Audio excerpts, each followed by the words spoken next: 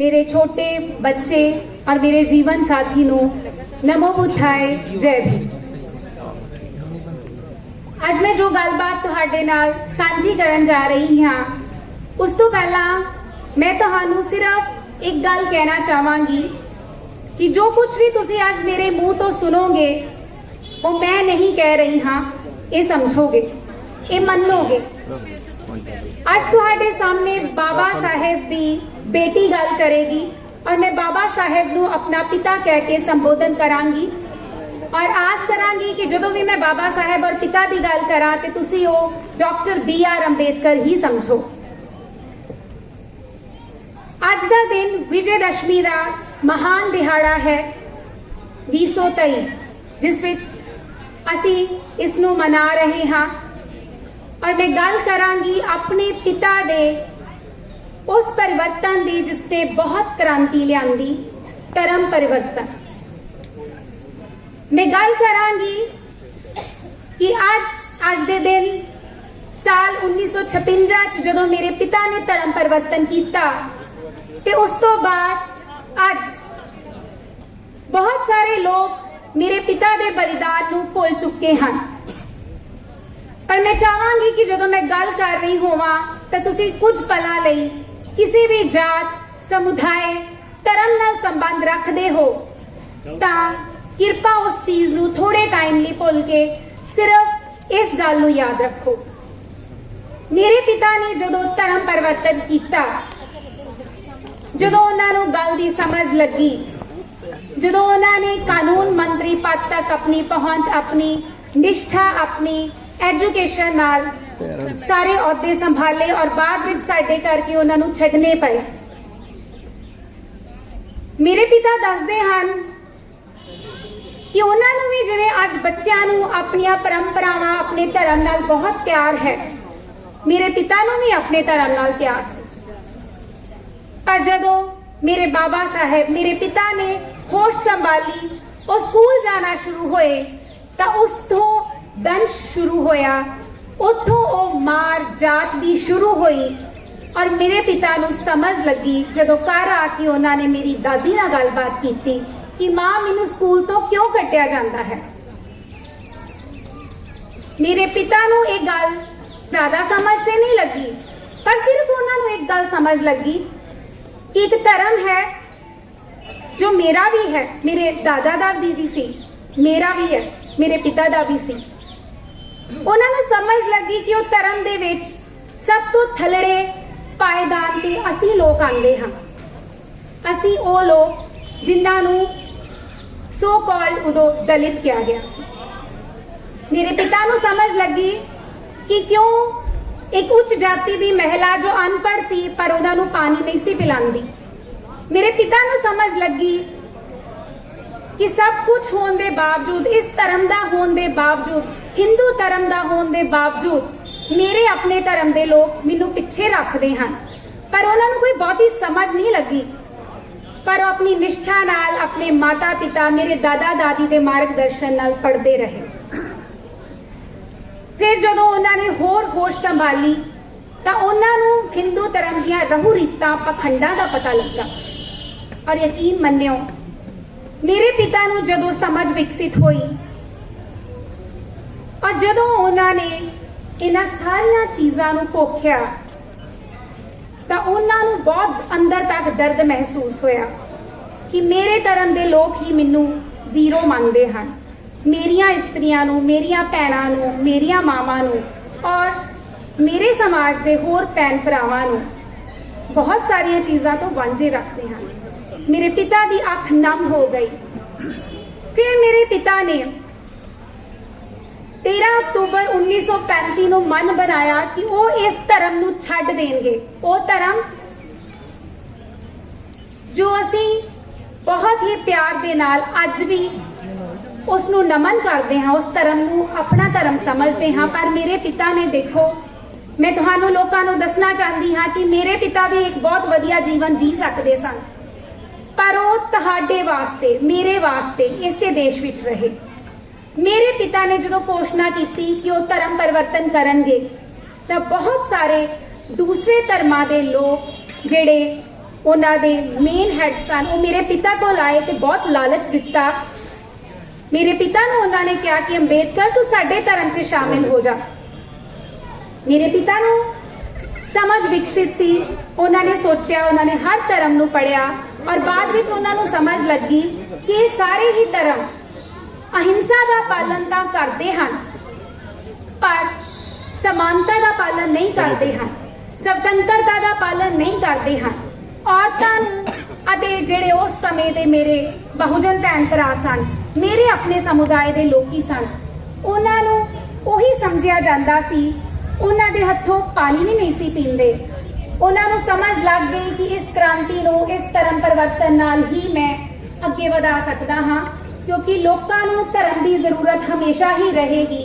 ਤੇ ਬਾਬਾ ਸਾਹਿਬ ਮੇਰੇ ਪਿਤਾ ਨੇ ਜਦੋਂ ਬੁੱਧ ਧਰਮ ਦੀਆਂ ਸਿੱਖਿਆਵਾਂ ਨੂੰ ਪੜ੍ਹਿਆ, ਬੁੱਧ ਨੂੰ ਪੜ੍ਹਿਆ, ਤੇ ਉਹਨਾਂ ਨੂੰ ਸਮਝ ਲੱਗੀ ਕਿ ਇੰਨੇ ਸਾਰੇ ਧਰਮਾਂ ਵਿੱਚੋਂ ਸਿਰਫ ਬੁੱਧ ਦਾ ਧੰਮ ਇੱਕ ਐਸਾ ਧੰਮ ਸੀ ਜਿਹਦੇ ਵਿੱਚ ਸੈਂਟਰ ਵਿੱਚ ਮਨੁੱਖ ਸੀ, ਜਦੋਂ ਕਿ ਬਾਕੀ ਧਰਮ ਦੈਵਿਕ ਸ਼ਕਤੀ ਨੂੰ ਮੰਨਦੇ ਸਨ।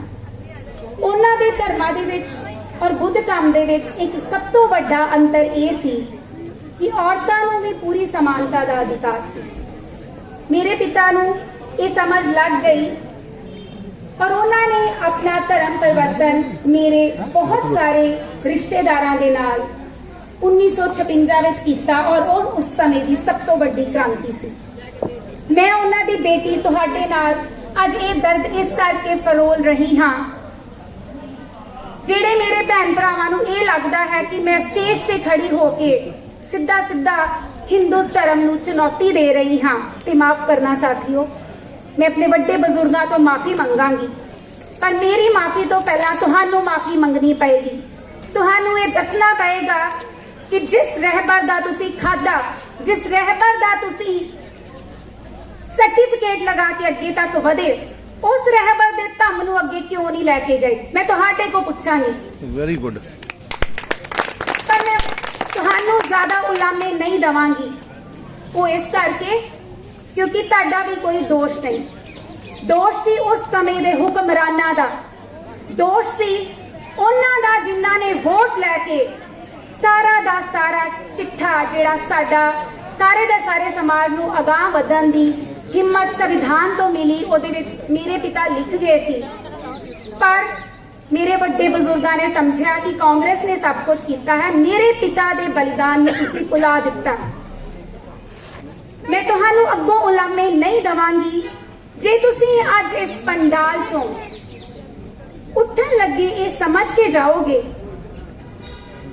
ਕਿ ਜਿਸ ਧਰਮ ਨੂੰ ਮੈਂ ਕੁਝ ਨਹੀਂ ਸਮਝ ਰਹੀ ਹਾਂ, ਮੇਰੇ ਪਿਤਾ ਨੇ ਬਹੁਤ ਸਾਰੇ ਲੋਕਾਂ ਦੇ ਨਾਲ ਉਸ ਧਰਮ ਨੂੰ ਛੱਡਿਆ ਸੀ। ਮੈਂ ਤੁਹਾਨੂੰ ਅੱਗੇ ਤੋਂ ਉਲਾਮੇ ਨਹੀਂ ਦਵਾਂਗੀ। ਮੇਰੇ ਪਿਤਾ ਨੇ ਕਿਹਾ ਕਿ ਸਾਨੂੰ ਬੌਧ ਕਿਉਂ ਬਣਨਾ ਚਾਹੀਦਾ ਹੈ। ਇਹ ਮੇਰੇ ਪਿਤਾ ਦੀ ਲਿਖੀ ਕਿਤਾਬ ਹੈ, ਮੈਂ ਚਾਹਾਂਗੀ ਤੁਸੀਂ ਸਾਰੇ ਇਸ ਨੂੰ ਜ਼ਰੂਰ ਪੜ੍ਹੋ। ਮੇਰੇ ਪਿਤਾ ਇਹਦੇ ਵਿੱਚ ਛੋਟੀਆਂ ਚੀਜ਼ਾਂ ਲਿਖਦੇ ਹਨ। ਮੇਰੇ ਪਿਤਾ ਲਿਖਦੇ ਹਨ ਕਿ ਉਸ ਸਮੇਂ ਦੇ ਦੂਜੇ ਧਰਮਾਂ ਦੇ ਲੋਕਾਂ ਨੇ ਉਹਨਾਂ ਦਾ ਬਹੁਤ ਵਿਰੋਧ ਕੀਤਾ। ਵਿਰੋਧ ਤਾਂ ਕਰਨਾ ਹੀ ਸੀ, ਕਿਉਂਕਿ ਬੁੱਧ ਧੰਮ ਨੇ ਪਾਖੰਡ ਨੂੰ ਚੋਟ ਪਹੁੰਚਾਈ ਸੀ। ਬੁੱਧ ਧੰਮ ਨੇ ਉਹਨਾਂ ਸਾਰੀਆਂ ਰਹੂ ਰੀਤਾਂ ਨੂੰ ਪਿੱਛੇ ਕਰਕੇ ਮਨੁੱਖ ਨੂੰ ਤੇ ਮਾਨਵਤਾ ਨੂੰ ਉੱਪਰ ਲਿਆਂਦਾ ਸੀ। ਬੁੱਧ ਦਾ ਧੰਮ ਸਾਰੇ ਹੀ ਧੰਮਾਂ ਨਾਲੋਂ, ਧਰਮਾਂ ਨਾਲੋਂ ਸਭ ਤੋਂ ਪਵਿੱਤਰ ਕਿਉਂ ਲੱਗਾ? ਕਿਉਂਕਿ ਸਮਾਨਤਾ, ਸੁਤੰਤਰਤਾ ਤੇ ਕਰੁਣਾ ਦੀ ਗੱਲ ਕਰਦਾ ਸੀ। ਮੈਂ ਤੁਹਾਡੇ ਦਿਲਾਂ ਨੂੰ ਚੋਟ ਨਹੀਂ ਪਹੁੰਚਾ ਰਹੀ, ਮੈਂ ਆਪਣੇ ਦਿਲ ਦੀ ਗੱਲ ਕਰ ਰਹੀ ਹਾਂ, ਆਪਣੇ ਪਿਤਾ ਦੇ ਬਲੀਦਾਨ ਦੀ ਗੱਲ ਕਰ ਰਹੀ ਹਾਂ। ਔਰ ਮੈਂ ਆਸ ਕਰਾਂਗੀ ਕਿ ਮੇਰੇ ਇੱਥੇ ਬੈਠੇ ਛੋਟੇ ਬੱਚੇ, ਮੇਰੇ ਵੱਡੇ ਬਜ਼ੁਰਗ ਇਹ ਚੀਜ਼ ਨੂੰ ਸਮਝਣ ਕਿ ਸਾਨੂੰ ਬੌਧ ਕਿਉਂ ਬਣਨਾ ਹੈ। ਸਾਨੂੰ ਬੌਧ ਇਸ ਕਰਕੇ ਬਣਨਾ ਹੈ ਕਿਉਂਕਿ ਮਨੁੱਖਤਾ ਦਾ ਸਭ ਤੋਂ ਵੱਡਾ ਪਾਇਦਾਨ ਤਥਾਗਤ ਬੁੱਧ ਵੱਲੋਂ ਪੇਸ਼ ਕੀਤਾ ਗਿਆ। ਉਹਨਾਂ ਦਾ ਧੰਮ ਵਿਗਿਆਨ ਤੇ ਆਧਾਰਿਤ ਧੰਮ ਹੈ। ਬੁੱਧ ਨੇ ਇੰਨੀ ਸੁੰਦਰ ਗੱਲ ਕਹੀ ਹੈ ਜਿਹੜੀ ਕਿ ਤੁਸੀਂ ਕਿਸੇ ਵੀ ਧਰਮ ਦੇ ਗ੍ਰੰਥ ਨੂੰ ਖੋਲ ਕੇ ਵੇਖੋ ਤੁਹਾਨੂੰ ਕਦੀ ਨਹੀਂ ਮਿਲੇਗੀ। ਹਰ ਧਰਮ ਨੇ ਕਿਹਾ ਹੈ ਕਿ ਜੋ ਸਾਡੇ ਵੱਲੋਂ ਕਹਿ ਦਿੱਤਾ ਗਿਆ ਹੈ ਉਹੀ ਅਖੀਰਲਾ ਵਚਨ ਹੈ। ਤੁਹਾਨੂੰ नहीं लगता कि समय समय ਤੇ ਚੀਜ਼ਾਂ ਨੂੰ ਬਦਲਣ ਦੀ ਲੋੜ ਹੁੰਦੀ ਹੈ? देखो तथागत बुद्ध ने कितनी सुंदर व्याख्या की इस गल की। तथागत बुद्ध ने क्या कि मेरे काम विच जेड़ी भी गल समय दे नाल तुसी बदलना चाहो वो बदल सकते हो। और मेरे पिता ने बहुत ही सरल अर्थां दे विच तथागत बुद्ध दियां देशनावां नूं उन्हां दे जिहड़ियां 22 प्रतिज्ञावां सन साडे लोकां वास्ते बहुत सरलीकरण करके गए। पर फिर तो खिमा चाहांगी कि वड्डे बुजुर्गां ने बहुत लाभ लए पर बाबा साहेब नूं मेरे पिता नूं नहीं समझे। मेरे वर्गियां होर भी भैणां ने जो मेरे पिता दे दित्ते काम नूं सलांदियां ने पर फिर भी वो डर जांदियां ने कि साडियां रहू रीतां नूं साडी पखंडवाद नूं जे असीं चोट पहुंचावांगे ते घर किस तरह रवांगे। मैं कहना चाहांगी कि मेरे पिता ने जो विद्या के द्वार खोले ने मेरिया सारिया मातावां भैणां उहदा लाभ लैण। पति माड़ा मिल जे तुहानू घरों बाहर कड्ढण दी कोशिश करे तुहानू ते चुप करके निकल जाओ क्योंकि तुहाडे कोल मेरे पिता की दित्ती विरासत संविधान के रूप च है। सब कुछ तुहाडे कोल है। मेरिया मातावां नू बेनती है कि इस बिनती नू अपने दिलां च समा के जाओ। ये बिल्कुल सोच के ना जाओ कि तुहाडे धर्म परिवर्तन नाल मेरा कोई लाभ होएगा। तुहाडे धर्म परिवर्तन नाल तुहाडा ही लाभ होएगा। तुहाडे बच्चे इस विज्ञानिक धम नू जदों समझणगे इस नू तर्क दी कसौटी ते रखणगे मैं दावा करदी हां महाकार्मिक बुद्ध दी हर देशना अज दे समय च भी उन्नी ही निष्ठावान परिपक्व है। हमेशा ही दो अखौती लहरां समाज च चलदियां ने। मेरे पिता दे दो तरह के अनुयायी अज भी इत्थे बैठे हैं पंडाल विच। गलती उन्हां दी नहीं है, मैं पहला ही कह चुकी हाँ। एक जो मेरे पिता दे एहसान नूं पहचानदे हन और अज चाहे घट गिनती च ही सही अपना फर्ज समझ के कर्ज अदा करन इस पंडाल च बैठे हैं। पर एक वो भी हैं जो धनवान बन गए मेरे पिता दियां दित्तियां बहुत सारिया चीज़ां नूं लैके पर उन्हां वास्ते अज मेरे पिता दी फोटो भी उन्हां दे घर च नहीं है। और ये मेरे लिए दुख की गल है पर मैं दुख नहीं करांगी क्योंकि मेरे पिता वो क्रांतिकारी सन। मेरे पिता वो महामानव सन जिन्हां ने अपना जीवन सिर्फ अपने लिए नहीं जिया साडे लिए जिया। इस तो बाद एक छोटी जी गल जो मेरे पिता ने इस किताब च लिखी है मैं तुहाडे नाल सांझी करांगी कि जदों उन्हां दे विरोधी बौखला गए कि उन्होंने दूसरिया हिंदू धर्म के दूसरिया ने लोगों ने मेरे समुदाय के लोगों की किया कि जेड़ा अंबेडकर है जो मेरे पिता हैं वो लोगों की रोजी रोटी खो रहे हैं क्योंकि हिंदू धर्म के पखंड नूं जदों चोट वजी तो मेरे पिता ते उन्होंने बहुत सारे एलीगेशन लगाए। उन्होंने कहा कि मेरे पिता साडे जेड़े नीवे पायदान ते बैठे मेरे समुदाय के लोग हैं उन्हां दा कित्ता खो रहे हैं। वो बहुत सारे पैसे कमाते हैं साल में 500 रुपया मरिया मज्जां गावां नूं चुक के ते मेरे पिता ने कहा कि मैं तुहानूं 1000 रुपया दिना हाँ उस उच्च वर्ग के लोगों नूं तुसीं क्यों नहीं जाके चुक लैंदे अपनियां मरिया मज्जां नूं गावां नूं। पर जे तुसीं अपनी मरी मां नूं सानूं चुकन दवोगे सानूं निचले दर्जे के पायदान ते रहन वाले लोगों नूं ते असीं तुहाडीआं मज्जां गावां भी चुक लवांगे। पर किसी ने भी ये करन नहीं दिता।